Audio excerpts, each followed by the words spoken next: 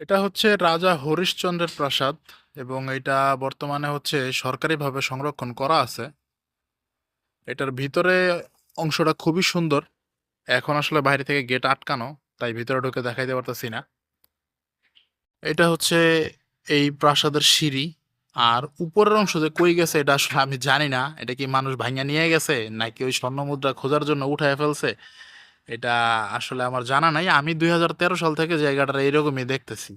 এটার ভিতরের অংশ আরো সুন্দর, ভিতরে আরো অনেক জায়গা আছে, একদিন অবশ্যই আপনাদেরকে দেখাবো। এই জায়গাটা নিয়ে সবচেয়ে বেশি যে কথাটা প্রচলিত সেটা হচ্ছে যে এই যে রাজা হরিশ্চন্দ্র বা যে জমিদার উনি নাকি ওনার যে সমস্ত ধন সম্পত্তি, স্বর্ণগয়না বা স্বর্ণ মুদ্রা এগুলো হচ্ছে ওনার প্রাসাদের নিচে, উনি মারা যাওয়ার আগে বা ওনারা যখন এই প্রাসাদ ছেড়ে চলে যায়, চলে যাওয়ার আগে এই প্রাসাদের নিচে নাকি লুকায় রেখে গেছে মাটির নিচে।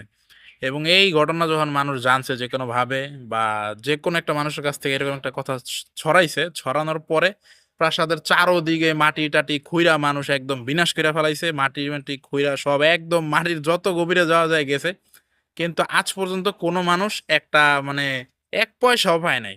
তারপরও মানুষ এখনো এটার খোরাখুরির বহুত চেষ্টা করছে বা এখনো চালাইতেছে। এইজন্য আসলে সরকারিভাবে এটার আসলে এইভাবে সুন্দর করে সংরক্ষণ করে রাখা হইছে। যেহেতু অনেক আগের একটা নিদর্শন, পুরাতন নিদর্শন, দেখতেও সুন্দর। কিন্তু বাঙালি তো আসলে লোভে পাপ, পাপে মৃত্যু। কিন্তু মৃত্যুর দিকে তাদের কোনো খেয়াল নাই। তারা আসলে ওই সম্পদ অর্জনের জন্য, ওইটা উদ্ধার করার জন্য এটা নিয়ে বিভিন্ন সময় বিভিন্ন খোঁজাখুঁজি করে।